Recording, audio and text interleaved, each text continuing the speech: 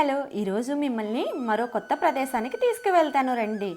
ఇది great living Chola దేవాలయం అని పిలువబడే బృహదేశ్వర ఆలయం. దీన్ని రాజరాజేశ్వరం అని కూడా పిలుస్తారు. మరియు స్థానికంగా తంజాయి పెరియ కోవిల్ అంటే తంజావూరులో పెద్ద ఆలయం అని అర్థం.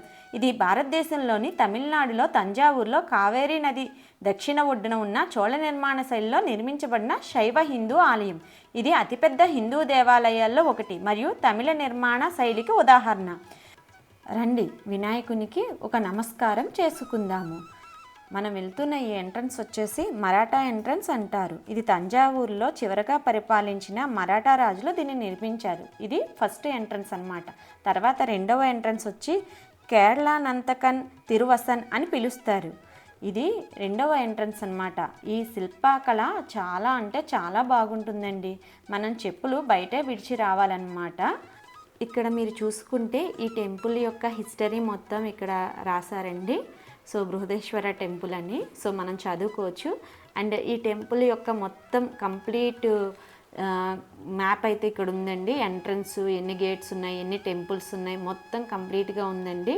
ఈ టెంపుల్ లోపల చిన్న చిన్న దేవాలయాలు కూడా ఉంటాయన్నమాట. సో వాటి మొత్తం వివరణ అయితే దీని మీద ఉందండి, మనం చూసుకోవచ్చు.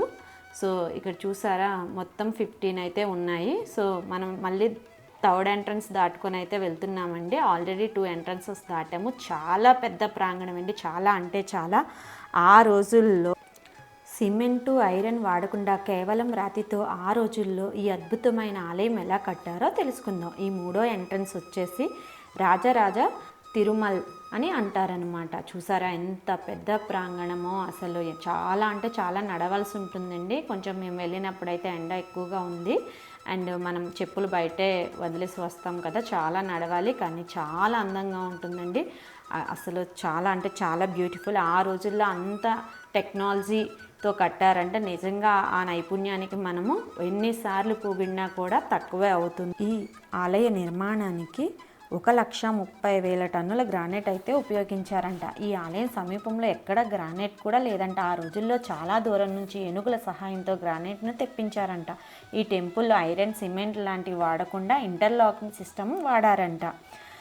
216 అడుగుల ఎత్తులో 13 అంతస్తుల్లో ఆ కాలంలో ఎత్తైన గోపురం. ఈ విమాన గోపురంపై 80 టన్నుల అంటే 80,000 కేజీల కలశాన్ని ఏర్పాటు చేశారంట. ఏకశిలాపై ఈ కలశాన్ని నిర్మించారంట. అసలు ఎంత అంటే ఎంత హిస్టారికల్ చరిత్ర ఉందండి ఈ దేవాలయానికి. 1000 సంవత్సరాల కిందటి దేవాలయం అన్నమాట ఇది. చూసారా ఆ పిక్చరు, అక్కడ మనం చూస్తున్నది చూసారా, అక్కడ 216 అడుగుల ఎత్తులో 80,000 కేజీలు కలశాన్ని ఏర్పాటు చేశారు. ఆ రోజుల్లో అంత హైట్లో అసలు అంత బరువైన కలశాన్ని ఎలా ఏర్పాటు చేశారో, అసలు ఆ రోజుల్లో వాళ్ళ నైపుణ్యానికైతే ఎన్నిసార్లు పొగిడినా తప్పే లేదండి.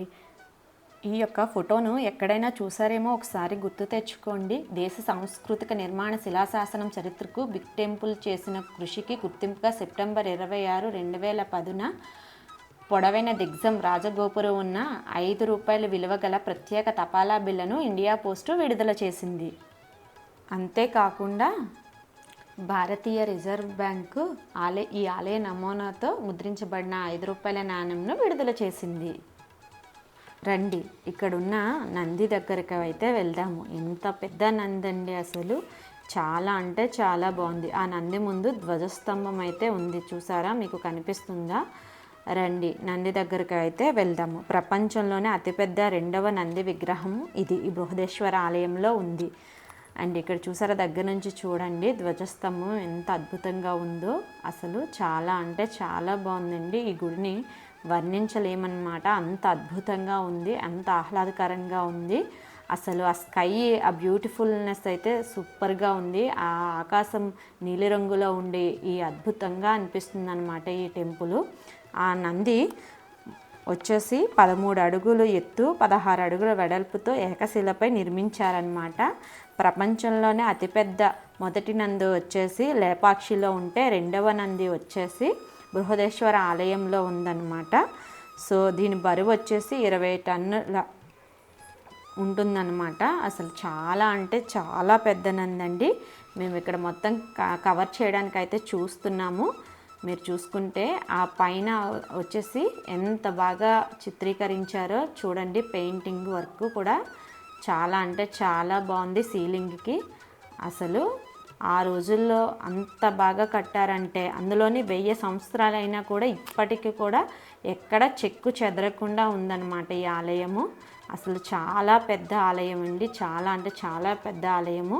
అసలు చాలా బాగుంది. మీరు ఇక్కడ చూసుకుంటే ఎంత పెద్ద నంది అంటే ప్రపంచంలోనే 2వ పెద్ద నంది అన్నమాట. ఆలయానికి ఎదురుగా ఉంటుంది ఈ నంది. సో చాలా అంటే చాలా అందంగా ఉందండి. కాకపోతే ఎండ చాలా ఎక్కువగా ఉంది. మేము 11:30కి అలా చేరుకున్నామన్నమాట. సో కొంచెం ఎండ ఎక్కువగా ఉంది. అదే ఎండ తక్కువగా ఉండినట్లయితే మనం ఈ యొక్క టెంపుల్లో చాలా బాగా ఫీల్ అవ్వచ్చు. మొత్తం అంతా తిరగటానికి చూడటానికి కూడా మనకు చాలా అనుకూలంగా ఉంటుంది. కాకపోతే మేము మంచి ఎండగా ఉన్న టైంలో వెళ్ళాము.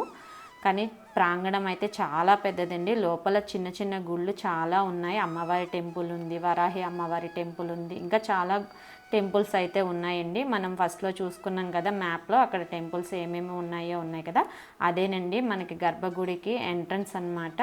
సో ఆ ఎంట్రన్స్ ద్వారా అయితే మనం లోపలికి వెళ్ళి ఆ శివుణ్ణి అయితే దర్శించుకోవచ్చు. ఇక్కడ చాలా పెద్ద శివలింగం ఉంటుందండి. అసలు చూసారా అసలు గోపురం యొక్క ఆర్కిటెక్చర్ ఎంత బాగుందో, అసలు శిల్పాలు అది ఎంత బాగుందో, అసలు చాలా అద్భుతంగా ఉంటుందండి ఈ కట్టడం. అదే విమాన గోపురం అనమాట. చూసారా శివయ్యను, ఎంత పెద్ద శివయ్యో. ఈ శివయ్య వచ్చేసి 13.5 అడుగుల ఎత్తులో ఉంటారనమాట ఈ శివలింగము. ఈ శివలింగం ఏకశిలా శివలింగం అంట. అసలు ఎంత బాగుందంటే నిజంగా మనల్ని మనమే మైమర్చిపోతామన్నమాట. ఇదంతా ఆ టెంపుల్ యొక్క ప్రాంగణం అండి. చాలా అంటే చాలా అద్భుతంగా ఉంది, చాలా పెద్దగా ఉంది. అసలు చిన్న చిన్న టెంపుల్ గోపురానికి అటాచ్ అయ్యి కూడా ఉంటాయండి. మీకు ఇక్కడ చూపిస్తాము. అగో చూసారా నిచ్చెనలాగుండి టెంపుల్స్ ఉన్నాయి. మీకు ఇక్కడ కనిపిస్తుంది, చూపిస్తాను ఉండండి. సో అగో అక్కడ నిచ్చెనలాగుండి టెంపుల్స్ ఎక్కుతున్నారు చూడండి జనాలు. సో అలా ఎక్కి కూడా ఆ దేవుళ్ళని మనం దర్శించుకోవచ్చు అన్నమాట. సో చాలా అంటే చాలా బాగుందండి ఈ టెంపుల్. ఖచ్చితంగా మన లైఫ్లో ఒకసారి అయితే చూడాల్సిన టెంపుల్. ఇక్కడ ఇంకొక ప్రత్యేకత ఏంటంటే ఈ యొక్క గుడి గర్భగుడి గోపురం నీడైతే ఎక్కడ మనకి కనిపించదన్నమాట. అదొక ప్రత్యేకత. ఆ రోజుల్లో ఎలాంటి టెక్నాలజీ ఎక్విప్మెంట్లు లేకుండా అసలు ఎంత బాగా గుడిని కట్టారంటే, ఆ రోజుల్లో ఈ గుడిని కట్టిన వాళ్ళ నైపుణ్యాన్ని అయితే ఎన్నిసార్లు పొగిడినా తక్కువే అవుతుందండి. సో మనం వచ్చిన ఎంట్రన్స్ ద్వారా మనం రిటర్న్ కూడా అవ్వచ్చు అనమాట. సో ఎంత బాగుందంటే మాటల్లో వర్ణించలేమండి. కాకపోతే ఇక్కడ ఆకాశం అయితే నీలి వర్ణంలో చాలా అందంగా ఉంటుందండి. మనం ఫొటోస్ తీసుకోవడానికి కూడా చాలా బాగా అనిపిస్తుంది అనమాట. చాలా పెద్ద ప్రాంగణము. సో ఖచ్చితంగా ఒకసారి అయితే విజిట్ చేయాలండి. సో ఆ రోజుల్లో అంత బాగా వాళ్ళు ఆ నైపుణ్యాన్ని ప్రదర్శించినందుకు మనం ఎన్నిసార్లు పొగిడినా కూడా తక్కువే అవుతుంది. ఎందుకంటే 1000 సంవత్సరాలైనా కూడా ఇప్పటికీ చెక్కు చెదరలేదు. అందులోనే అక్కడ గుడికి బేస్మెంట్ కూడా లేకుండా కట్టారనమాట. మనం బేస్మెంట్ లేకుండా ఇల్లే కట్టుకోలేము, పగుళ్ళు వచ్చేస్తాయి. కానీ అప్పట్లోనే బేస్మెంట్ లేకుండా అంత పెద్ద దేవాలయాన్ని నిర్మించారండి. నిజంగా వాళ్ళ యొక్క నైపుణ్యానికి ఎన్నిసార్లన్నా మనం పొగిడినా తప్పులేదు. మరి కొత్త ప్లేస్తో మళ్ళీ కలుసుకుందాం. Until then bye bye. Thank you all.